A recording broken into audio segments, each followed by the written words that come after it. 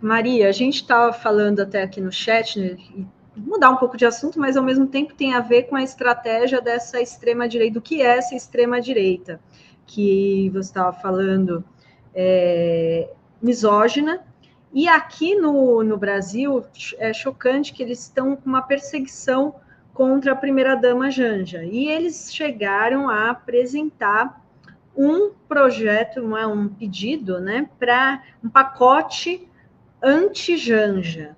Eles estão, a oposição apresentou um pacote para investigar a primeira-dama Janja. Deputados da oposição criaram uma frente para investigar as atividades políticas e os gastos da Janja. O deputado Evair de Mello intitulou como pacote anti-Janja, que é um protocolo de 5 pedidos de informação questionando o ministro sobre os gastos da Janja. E a gente falava do Nicolas pedindo testosterona, eles odeiam as mulheres, né? E a Janja incomoda porque ela tem as posições fortes, mandou o Musk para aquele lugar, né? Como que você vê esse ataque a você como mulher, né, à primeira-dama Janja? Não, primeira coisa que eu queria comentar, assim, o título do pacote é inacreditável, né? Assim, é uma coisa, é um ataque frontal à pessoa dela, né? Uma coisa absolutamente absurda. Mas não me surpreende por duas razões. A primeira, a gente já comentou aqui, né?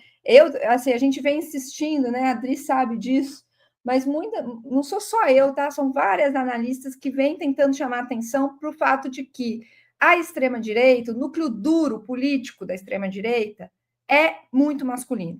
Várias pesquisas mostram isso.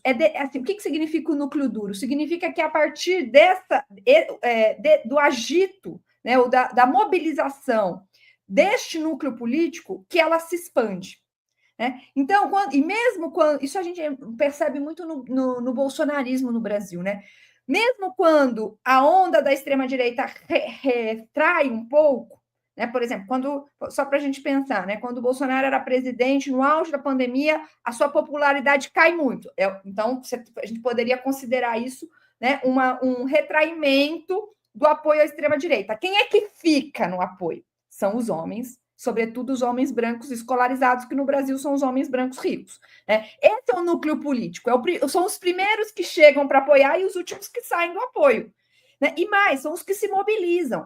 Então, o discurso da extrema-direita é muito voltada para agitar este núcleo político. Significa que o Bolsonaro foi eleito só por homens brancos? Não, absolutamente não. Ele tem apoio em várias, assim como o Trump.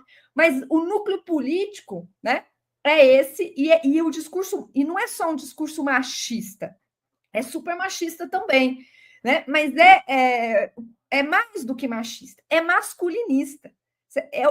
É uma construção da masculinidade, porque ser homem, isso é uma coisa que a sociologia, ser homem e ser mulher são condições que, historicamente, muito variadas. Existem muitas maneiras de você ser, né, mulher, entre aspas, e homem, entre aspas, certo? Existem culturas, né?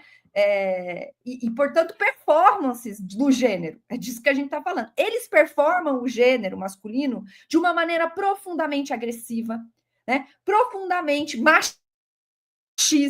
Isso não é necessário, né? Então, digo, né, não é um dado da realidade. Então, quando a gente analisa a extrema-direita, eu acho que é muito importante chamar atenção para esse masculinismo. Né? O Felipe estava lembrando aqui o quanto eles apelam para a noção de testosterona. O que significa isso? Né? Não é todo homem que faz isso. Isso é uma performance de gênero, né, muito específica.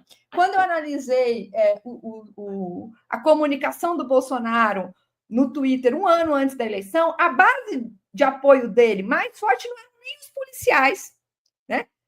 Onde também existe uma certa performance de gênero específica, mas nem era isso, era a luta livre. Certo?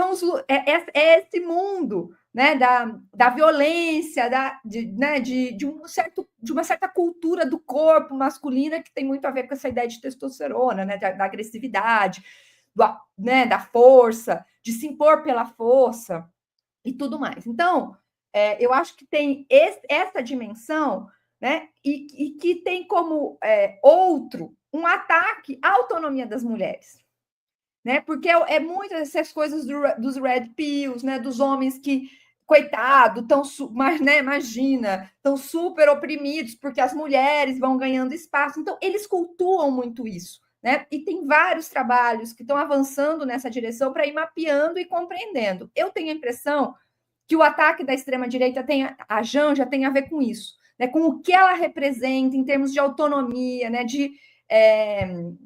Enfim. E aí, só para eu concluir Então, acho que isso é um elemento que, para mim, é o mais importante. Mas eu acho que tem uma outra coisa que é muito decisiva, que é o seguinte, viu, Dri? E aí eu acho que é algo que nós devíamos aprender com a extrema-direita. A extrema-direita ela tem muita iniciativa política. Ela não fica parada. Ela vai para o ataque. Ela não, a extrema-direita entendeu perfeitamente que na política, certo? Você não pode nem jogar parado, nem jogar na defensiva. Você tem que avançar. Você tem que se pôr em movimento, né, para pautar coisas. Então, assim, ao fazer isso, por mais absurdo que seja, né, a extrema-direita põe o governo para trabalhar para ela. Certo? Porque vai ter que gerar relatório de informações, vai ter que se defender. Então, eles têm uma característica que eu acho muito interessante de se analisar, né, do ponto de vista dos efeitos políticos que ela gera, que é que eles estão sempre na ofensiva. Eles estão sempre com o poder de agenda na mão, sabe? Eles pautam o debate, eles põem as questões na mesa para que a gente fique falando sobre eles, né? E essa iniciativa política é muito decisiva na política, né? Você comentou algo que a gente sempre fala aqui, né, Dri? O professor Felipe. O agendamento. Todo dia eu venho aqui, dia sim, outro também, e eu falo do agendamento, que o principal problema dos setores progressistas é que a gente não comanda o debate público. O debate público é agendado pela extrema-direita. É agendado e é organicamente direcionado a um sequestro da cognição pública. A cognição pública foi sequestrada pelas pautas da extrema-direita, inclusive com neologismos, com estratégias estratégias semióticas muito claras, e é isso que eu chamo de uma guerra semiótica. O Viktor Klemperer já falava disso em 1946, analisando os discursos do Terceiro Reich, um livro que é um clássico, que é a linguagem do Terceiro Reich. As bombas semióticas. As bombas semióticas, né? Os neologismos, você tem esquerdopata, mas não tem direitopata. Né? As ressignificações, né? Direitos humanos vira direito de bandido, feminismo vira sovaco cabeludo. Então, eles vão dando ressignificações simplórias e preconceituosas para que atinjam seu público. Isso, o Jung falava muito disso, me permita usar um pouco a psicologia, porque ele dividia os complexos entre complexos de identidade e complexos de relação. Essas pessoas têm muito complexos de ego, e eles fazem dessa atividade pública um antídoto para os seus complexos de ego. Né? Um ego forte, professora, é um ego flexível, poroso. Já o ego frágil, não. O ego frágil é rígido. Ele precisa se mostrar, ele precisa se afirmar. Né? Quando eles falam em testosterona, para comentar o seu, é uma fragilidade, mostrando um ego frágil. Né? Precisa falar em testosterona. No entanto, assim como eles, há milhões que têm o mesmo ego frágil. E aí gera essa solidariedade masculina, entendeu? É algo extremamente estudado, não é nada infantil. Isso está lá na psique. Para mim fica muito claro. Outro conceito que eu sempre falo aqui do Freud, que é do narcisismo de pequenas diferenças, também está muito bem alocado ali. Eles se identificam não por aquilo que são, mas pelas pequenas diferenças sobre aqueles que eles não são. Então o gay é meu inimigo. A mulher é minha inimiga. Está aí a questão da Janja que nós estamos comentando. Né? Aí apostam nessas pautas identitárias para mostrar aquelas pessoas que têm um ego frágil, olha, todo mundo inimigo seu e tem que ser eliminado. É uma estratégia muito bem sucedida, mas que a gente tem que ter formas de reação, e eu não sei como são essas formas de reação, porque também temos que admitir que as nossas pautas identitárias são justas, mas geram certas segregações e certas limitações que limitam também o nosso discurso, que já foi unificado quando era a pauta econômica.